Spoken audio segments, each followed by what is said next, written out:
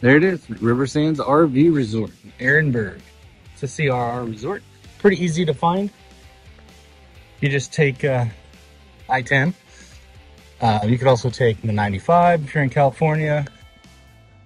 And I can't remember the state route. I think it might, I don't know. There's a state route from Lake Havasu that comes down the Colorado River. Now, we always try to be transparent and honest, but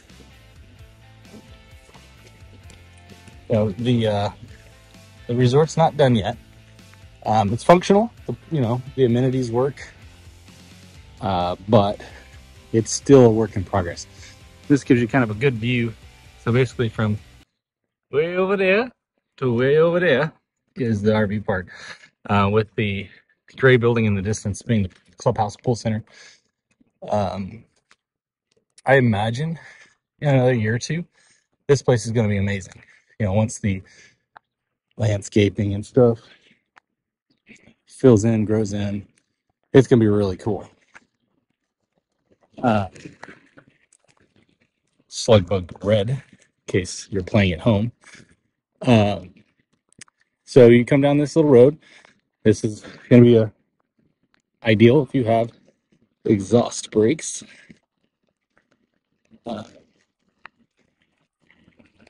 You come down here to this cool, cute little office.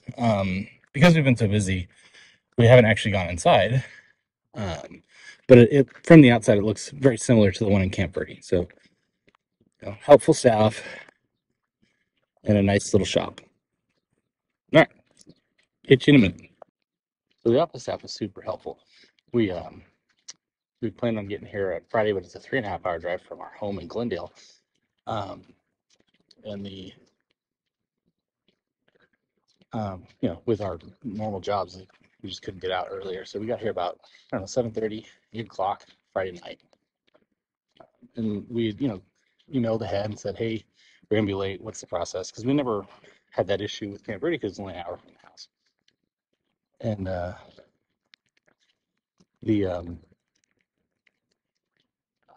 I'll put her name in the bottom. I can't remember off the top of my head, but she was super friendly and helpful and said, no worries, we'll post or put your, like a lot of places, they'll put your reservation information at the front door.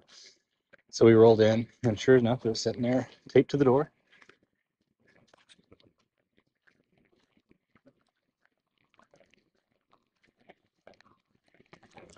And, you know, it was just, you know, really convenient. And there was a nice little note, you know, glad you made it safe, blah, blah, blah. It was really nice.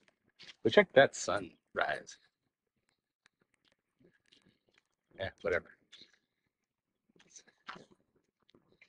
And it's a desert. If you like the desert, you're going to like this place. If you, I forgot I wasn't filming forward. If you absolutely need giant green lush trees, probably not the place for you. But we'll switch back to the front camera right now. But there are things you get in a desert that you don't get in the trees. You know, you get beautiful mountain views. Not that way. I guess this is like some kind of maintenance shack or something where they keep, you know, for the maintenance guys. There's a couple of spots right next to it. Seems a little loud with that generator or air compressor or whatever's running over there.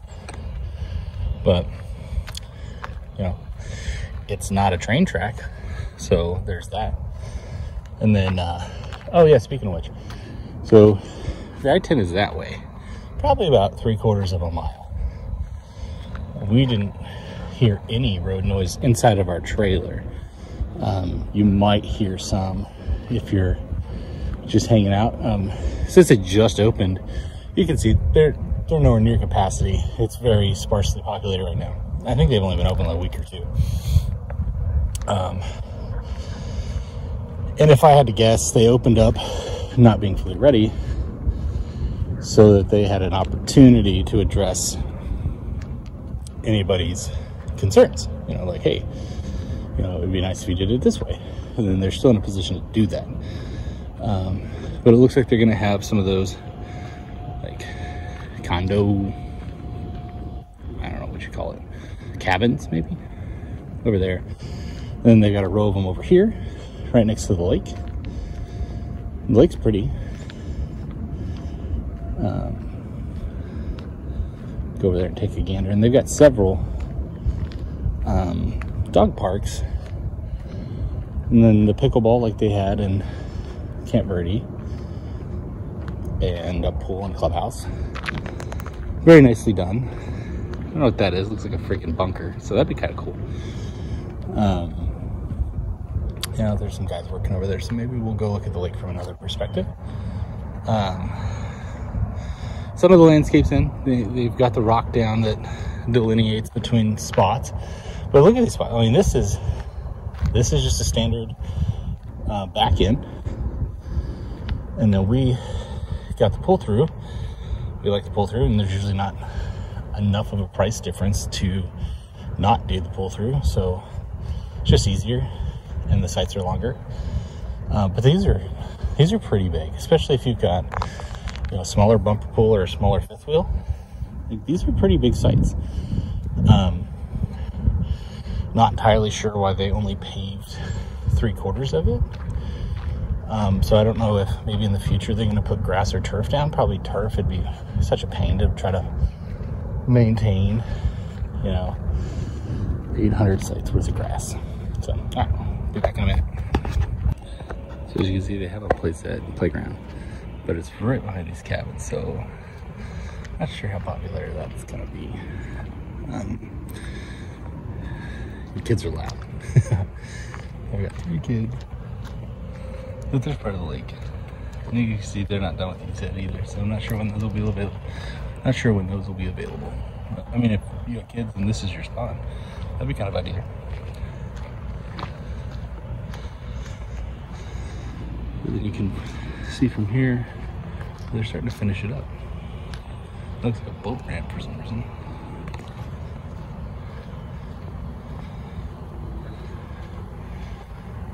And then you got a nice picture of the lake. It's pretty.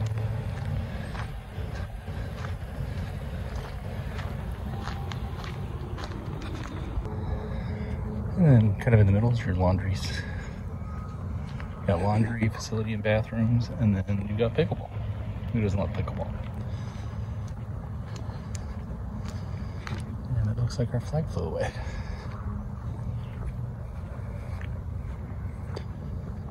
Well, there's our truck and trailer, just chilling. All right, so from our campsite way down there by the laundry, you come across the park, and you've got a really nice clubhouse. This clubhouse has pool table, air hockey, foosball, chess and checkers.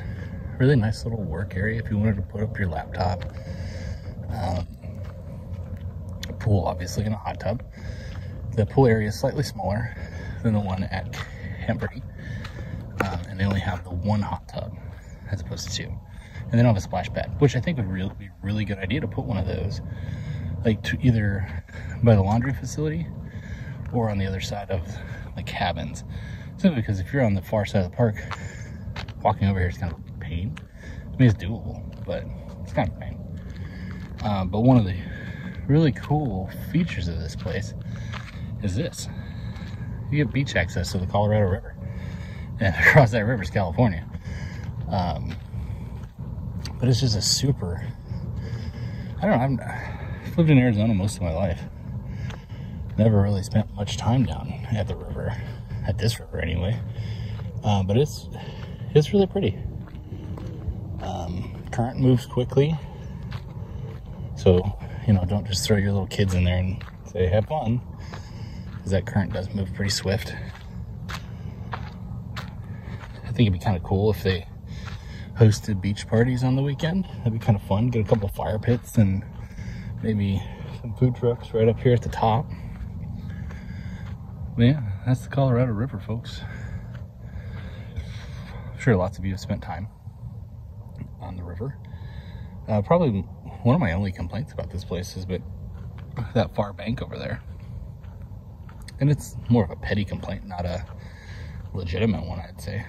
But you can see there's ATV tracks and stuff all over the place over there. And I don't know, maybe Saturday, I guess it was, we were just relaxing, and it was like an ATV fest over there, which is fine. I like, you know, we have ATVs, we enjoy them too, and it's not their problem that there's an RV park across the river from them. So just keep that in mind if you decide that's not something you can live with. But overall, you know, we've had a good time. And I can't keep secrets and stuff. So originally we were just gonna come out here and relax for the 3-day weekend, President's Day, and we were going to go to, because we're big on national parks, we were gonna go to Joshua Tree. I'd never been there, even though, you know, I was stationed in California, and you know, there's a, you know, giant Marine Corps base right outside of Joshua Tree. But we've never been there, and so we wanted to get the sticker and mark it off and get the boys' passport books stamped. And you know, it's the visitor center is like 2.5 hours from this resort. And I was like, oh, that's gonna kind of suck. Kids are not great in the car, ironically. And so we decided, I was joking around with my wife, and I was like, hey, it's 2.5 hours to Joshua Tree, or it's 3.5 hours to Disneyland. And the twins haven't been to Disneyland. So we,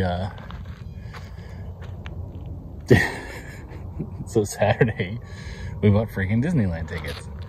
And that was a small fortune, which is ridiculous. I don't know why in the world a ticket to Disneyland should cost $180 a person. That's ridiculous, Disney. Get your stuff together. Anyway, I don't know, Laura and I might do a little quick, you know, Disneyland video. I know most of you guys have probably been there, so it might not be that interesting, but just to summarize, I think we all had a better time at Legoland. They certainly handled certain things better than Disney did. So I don't know. I don't remember Disney ever being the way it was yesterday, the 2 or 3 times I've been there in the past.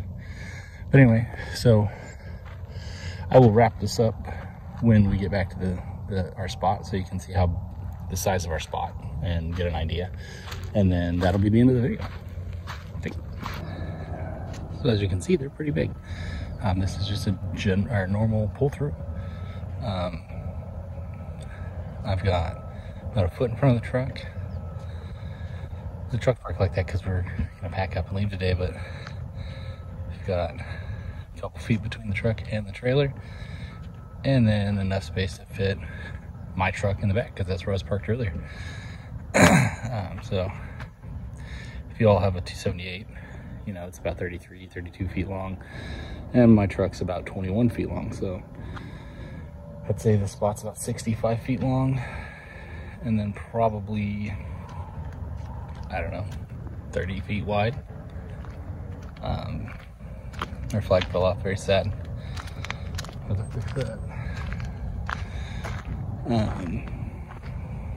You know, I was worried because there's this light post right there. I was worried it was going to be super bright, but it wasn't. It's kind of like a dimmed one, I guess. I don't know. But anyway, that's the site. It's kind of a mess because we just really haven't been here. Like I said, we spent all day yesterday at Disneyland. 3.5 hours there-ish. 3.5 hours back. And we spent, I don't know, 10 hours there. It was a really long day. I don't recommend doing that, but you do what you can for your kids, I guess, so they can have those memories forever. All right, guys, that is our trip. That is our trip to Ehrenberg, Arizona. Again, it's between Quartzsite and Blythe, California. Quartzsite, Arizona, Blythe, California. It's on the I-10. You really can't, I think there's only one exit for this town, so you really can't miss it. If you are coming from the Arizona side, like you coming from the Phoenix area or whatever, and you hit California, you've gone too far. If you're coming from the California side and you hit Phoenix, you've gone way too far. Probably should just keep going, cancel the reservations. If you're coming from northern Arizona, like Lake Havasu, that kind of thing. Can't remember, like I said, I can't remember the state route that follows the Colorado River, but it comes out here. You're gonna come out of the out to the 10 on right in front of this place. So, one of the biggest perks about CRR properties is seems like they have a small army of employees at either place that you go to that we've been to. I don't know about their other facilities, but so if you ever have an issue, I mean, we pulled in, we were setting up, the night guy showed up, introduced himself, and told us to have a good time. He wasn't like, I saw him roll up, and I was like, he's gonna be a jerk because we're so late, but he was super friendly, super nice guy. We've never had anything but great service from the folks at CR. So anyway, hope you enjoyed the tour of River Sands RV Resort, and we will see you in the next one. Arr.